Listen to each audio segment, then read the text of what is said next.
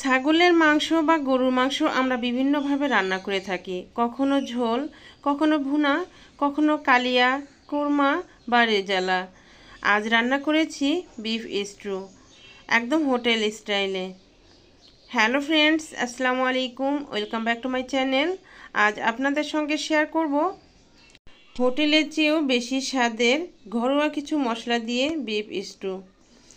আশা করছি আপনাদের কাছে অনেক ভালো লাগবে। তো এই বিফ স্টু রান্না করতে আমি এখানে গরু মাংস নিয়েছি। গরু মাংসগুলোকে ছোট ছোট টুকরো করে কেটে নিয়েছি। আপনারা দেখেই বুঝতে পেরেছেন কত ছোট করে কেটেছি। ক্যামেরাতে একটু বড় দেখা গেলেও আসলে কিন্তু অনেক ছোট করে কেটেছি। আর বিফ স্টু রান্না করতে মাংসর পিসগুলো খুব ছোট ছোট করে কেটে নিতে হয়। মাংস পিসগুলো যত ছোট করে কাটবেন মাংস রান্নাটা কিন্তু ততই ভালো হবে। তো আমি প্রথমে মাংসগুলো ভালোভাবে ধুয়ে পরিষ্কার করে নিয়েছি, এরপর পানি ঝরিয়ে নিয়েছি। এবার এই বিফ স্টু রান্না করার জন্য চুলায় একটি প্যান বসিয়ে দিলাম আর পরিমাণ মতো তেল দিয়ে দিচ্ছি। এরপর 1 কাপের মতো পেঁয়াজ কুচি দিয়ে দিলাম, সেই সাথে 3টি দারচিনি আর 3টি তেজপাতা দিয়ে দিচ্ছি। এবার পেঁয়াজের সঙ্গে দারচিনি তেজপাতা খুব ভালোভাবে নেড়েচেড়ে ভেজে নিচ্ছি। এতে করে খুব সুন্দর কিন্তু একটা ফ্লেভার আসে। তো পেঁয়াজগুলো ভাজা হয়ে গেছে। এবার আমি এখানে দিয়ে দিচ্ছি 1 চামচ পরিমাণে আদা বাটা, 1 চামচ রসুন বাটা।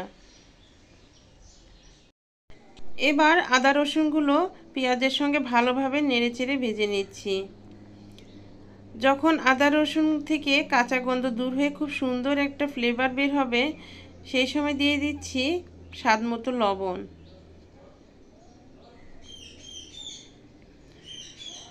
আমি এখানে কিছু ঘরোয়া মশলা দিয়েছি, সেটা ক্যামেরা বন্দি করতে ভুলে গিয়েছিলাম, তাই তো দেখাতে পারিনি।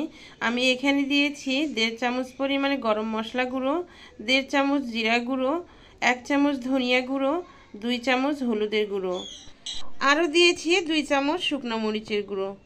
এবার পেঁয়াজের সঙ্গে শুকনো মশলাগুলো ভালোভাবে নেড়েচেড়ে মিশিয়ে নিচ্ছি।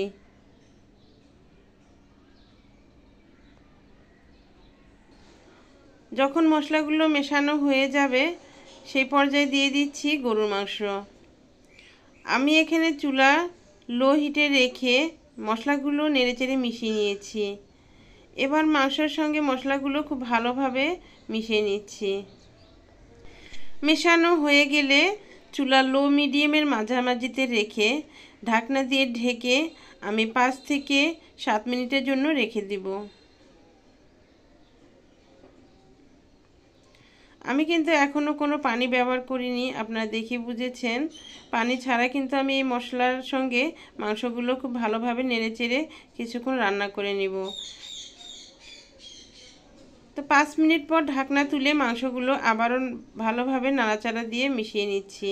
আমি এইভাবে আরও 5 মিনিটের মতো এই মশলার সঙ্গে মাংসগুলো নাড়াচাড়া করে রান্না করে নেব।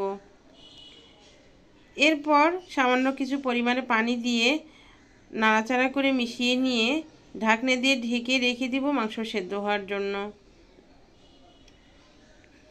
তো আমি এভাবে অফ ক্যামেরায় 3 থেকে 4 বারের মতো মাংসতে অল্প অল্প করে পানি দিয়ে মাংসটা সিদ্ধ করে নিয়েছি বা কষিয়ে নিয়েছি। এভাবে যদি মাংস রান্না করা যায় তাহলে কিন্তু সেই মাংসটা খেতে অনেক মজা হয়, এর টেস্ট অন্যরকম আসে। মাংস সেদ্ধ না হওয়া পর্যন্ত অল্প অল্প করে পানি দিয়ে মাংসটা কষিয়ে নিতে হবে, এতে করে মাংসর টেস্ট কিন্তু অনেক সুন্দর হয়। এই পর্যায়ে আমার মাংসগুলো কিন্তু সেদ্ধ হয়ে গেছে। মাংসগুলো নাড়াচাড়া করে আরও কিছুক্ষণ রান্না করে নিলাম। এরপরে দিয়ে দিচ্ছি ঝোলের পানি। বিফ স্টুতে কিন্তু কোনো ঝোল থাকে না, ভুনা ভুনা রাখতে হয়, এই জন্য পরিমাণ মতো পানি দিয়ে দিয়েছি, অল্প পরিমাণে, বেশি কিন্তু দেইনি। এরপর পানির সঙ্গে মাংসগুলো নাড়াচাড়া দিয়ে মিশিয়ে নিয়ে ঢাকনা দিয়ে ঢেকে দিচ্ছি।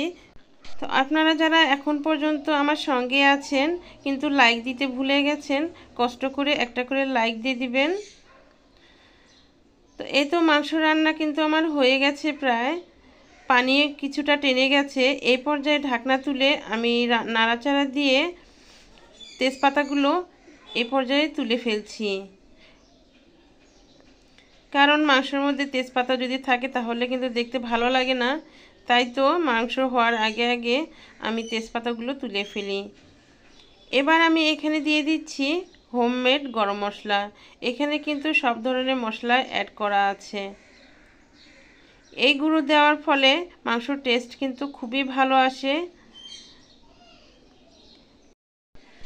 এবার আমি চুলা একদম লো হিটে রেখে আরও 10 মিনিটের মতো চুলার উপরে রেখে দিব।